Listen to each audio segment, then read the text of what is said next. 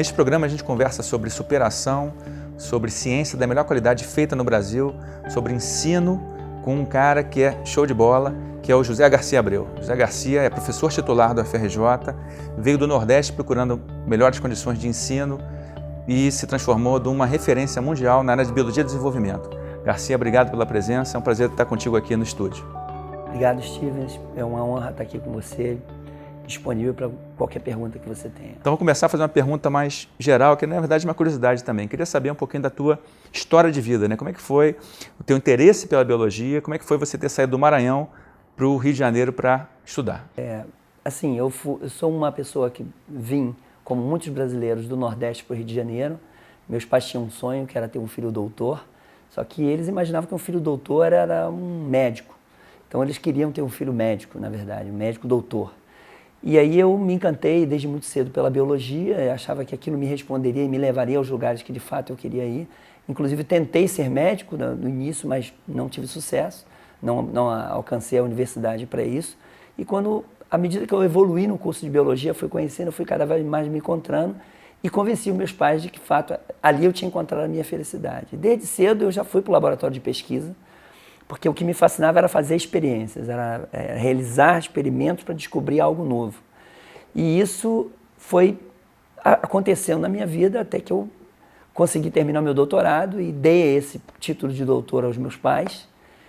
E aí eu fui fazer o meu pós-doutorado na Universidade da Califórnia, onde permaneci por 3 anos num laboratório de referência mundial e trouxe ao Brasil uma linha nova, uma área do conhecimento emergente que ainda não era muito explorada no Brasil, que foi o estudo do desenvolvimento embrionário desenvolvimento em todas as suas faces. Não só desde que o zigoto é formado, desde que o óvulo é fecundado pelo espermatozoide, mas todas as etapas do desenvolvimento, a vida adulta e um pouco também de envelhecimento. Quer dizer, quando você entende um pouquinho mais sobre desenvolvimento, você entende praticamente a vida inteira, inclusive o que está por trás do processo de envelhecimento e de morte. Exatamente. Eu particularmente acredito que a fórmula para entender todos os problemas ligados à saúde humana e dos animais, ela está justamente no desenvolvimento embrionário, porque para a célula embrionária um descobrimento ou uma sequência de eventos que vão levar a ela a formar as coisas corretamente. O normal do desenvolvimento é ser correto. Mas acontecem incorreções, acontecem embriões mal formados, acontecem doenças na vida adulta, acontece o envelhecimento precoce, o desgaste natural de órgãos e tecidos. Então, eu acredito que a fórmula do conhecimento para você entender como que as doenças se propagam ou acontecem, ela está no desenvolvimento embrionário. Porque ali, se você conhecer como faz um órgão no embrião, você certamente vai saber lidar com ele quando ele estiver alterado. O interessante do teu trabalho é que você estuda um modelo animal que ele já está sendo estudado há muito tempo, mas que ele passou a ser revisitado com outras ferramentas, que é o Xenopus, né? Conta pra gente o que é o Xenopus, o que é trabalhar com um sapo. Bom, o Xenopus, ele é um anfíbio, é uma rã, e na verdade a biologia do desenvolvimento, ela mudou a forma dos cientistas olharem para o desenvolvimento. Durante muito tempo, se olhava os animais a partir do ovo e várias mudanças de forma no corpo levavam ao entendimento daquele novo ser. A biologia do desenvolvimento, através de modelos animais como os anfíbios, eles começaram a entender como as células interagem para formar tecidos específicos. Nesse ponto, o Xenopus é um animal fundamental, porque ele permite que você consiga isolar uma única célula, consiga visualizar o desenvolvimento a cada minuto, e em 3 dias você tem esse corpo com o coração batendo, o sangue circulando, o sistema nervoso funcionando e o animal se movimentando.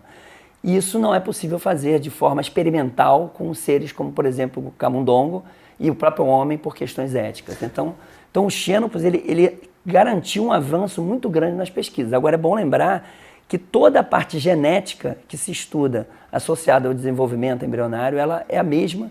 O mesmo programa genético é o mesmo que acontece nos seres humanos. Você foi o pioneiro, você que trouxe o Xenopus para o Brasil, né? Que é um animal africano, usado em muitos laboratórios do mundo para se estudar desenvolvimento, embriologia, mas que não tinha ninguém no Brasil trabalhando com ele antes de você. Isso. Né? Ele é um modelo aceito nos Estados Unidos, assim como o camundongo é aceito no Brasil. Na verdade, existe o maior instituto de pesquisa americano, ele tornou há pouco tempo o Xenopus como um dos modelos mais apropriados para entender o desenvolvimento embrionário e doenças como câncer. E você, quer dizer, além desse teu trabalho, você teve 2 trabalhos publicados recentemente nas melhores revistas científicas do mundo, né? Você consegue resumir para a gente rapidamente qual foi o principal achado desse teu trabalho? Eu trabalho com uma pergunta muito simples. Como é que você forma a região anterior dos vertebrados, ou seja, dos seres que possuem uma notocorda, ou seja,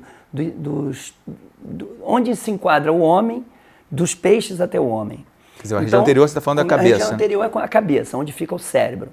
Então, como é que é dada essa informação para que você consiga dizer a uma célula que ela tem que se colocar lá na frente, organizar um cérebro, formar todas as estruturas aliadas ao cérebro corretamente?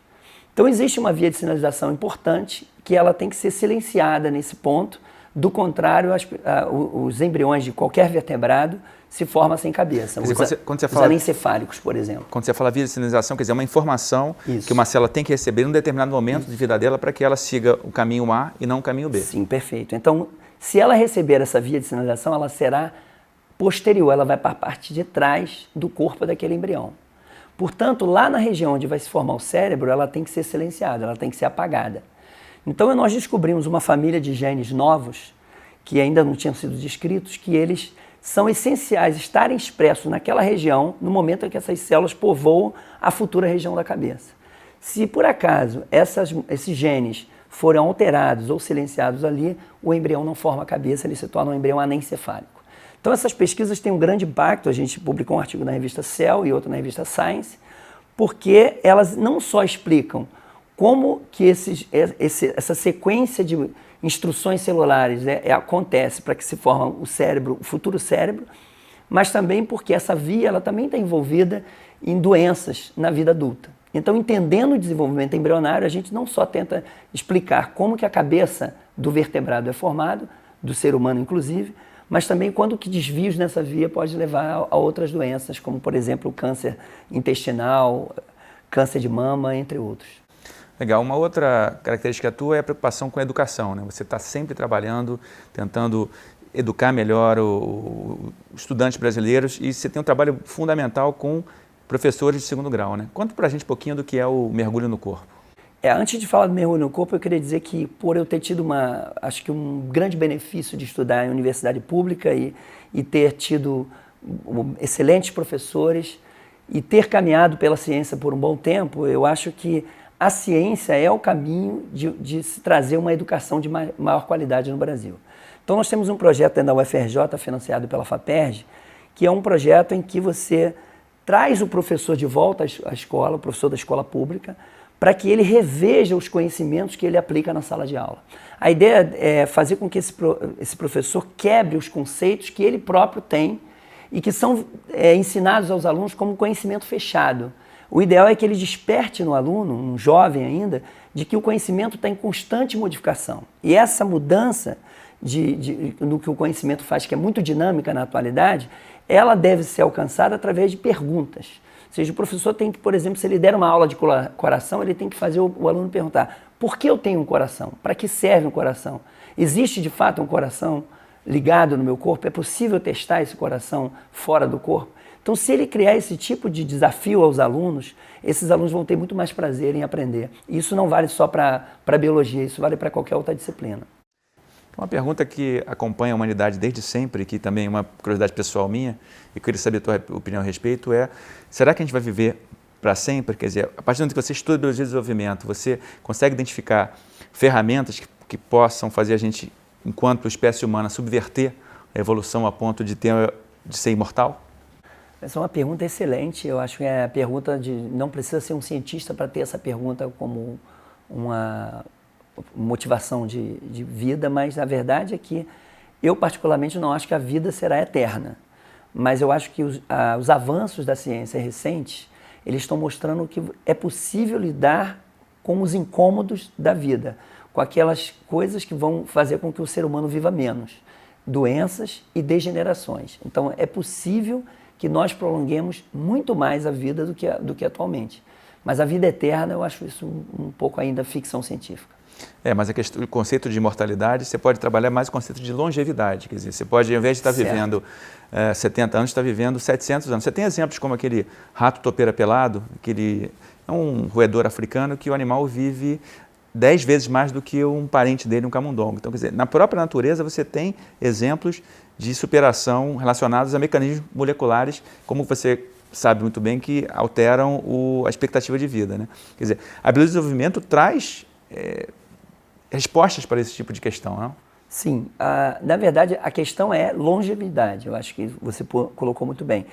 Longevidade é uma pauta da ciência, ou seja, está se buscando longevidade. E a imortalidade é bastante diferente, agora tem outros prismas para você olhar a mortalidade. Por exemplo, a preservação de DNA, ela pode ser vista como uma forma de imortalidade, porque você pode preservar o genoma de uma pessoa e talvez isso possa ter alguma utilização para a ciência mais adiante. Agora, já a ciência ela vem buscando descobertas no campo da longevidade há muito tempo. Na verdade, já se sabe vários genes que estão relacionados à longevidade e que alterações nesses genes vão levar a uma vida mais reduzida. Então, assim como essa descoberta recente eliminou um gene que aumentou o tempo de vida, existe também aqueles genes que, se tirados, diminuem o tempo de vida. Então, essa é uma condição de pesquisa muito eminente, muito presente no momento e que eu acho que a ciência deve avançar muito nos próximos anos. Para finalizar, eu queria que você dissesse para a gente o que te faz falar uau. Bom, eu vou falar de um recente uau que eu participei. Na verdade, o uau é uma coisa muito comum no laboratório, porque toda vez que aparece uma novidade na ciência que a gente sabe que vai causar bastante atenção do público em geral, a gente leva isso no laboratório. Recentemente saiu um trabalho publicado na revista Cell, que mostrou que o silenciamento de uma via de sinalização que está ligada a envelhecimento, à resposta imunológica e à deteriorização de uma forma geral de tecidos, ela, silenciada em camundongos, ela aumentou a vida desses animais em 20%. Então isso é um achado bastante interessante, porque mostra que nem sempre ter as coisas funcionando é o que vai garantir a longevidade. Talvez você tenha que reduzir para que você consiga ter uma evolução de tecidos um pouco mais longa. Como se estivesse desligando um determinado gene e aquilo fez com que esse animal, se fosse um ser humano, vivesse, ao invés de 70 anos, 85, 90 anos, mais ou menos. Exatamente. Isso, né? Então, assim, pode parecer pouco para um animal de laboratório, é muito tempo, 20% de vida. Pra gente Mas também. eu acho que a grande mensagem que esse trabalho tem que trazer é de que morrer é parte da vida. Então você tem que deteriorar os seus tecidos, é um processo natural perder os seus tecidos. Então o que esses cientistas descobriram é que se você tira uma via de sinalização que provavelmente está ligada a esse envelhecimento natural dos órgãos e tecidos, talvez você consiga aumentar um pouco a vida. Agora, nós não sabemos quais são as consequências desse aumento natural da vida que eles conseguiram no laboratório. Mas isso é interessante, porque isso, na verdade, faz a gente pensar sobre como o homem já está subvertendo há muito tempo a evolução, subverter também esse gatilho da programação da morte pode fazer com que a gente consiga viver muito mais tempo. Exatamente. Eu acho que, é por isso que eu acho que eu daria um uau para esse achado, porque ele vai certamente dirigir todas as atenções para a questão de como prolongar a vida, que eu acho que é uma questão que passa pela cabeça de todas as pessoas, de todas as idades. Uau! Isso aí, gente. Queria agradecer mais uma vez aqui o José Garcia Abreu, meu amigo, um cara exemplo de superação, veio do Nordeste para o Rio de Janeiro, estudou, é doutor, deve ser muito orgulho para a família dele, como é para os amigos dele. Garcia, obrigado pela presença, obrigado por essa aula que você deu para a gente aqui. Valeu, cara. Obrigado aí pelo convite, estou à disposição, qualquer hora pode chamar. Beleza.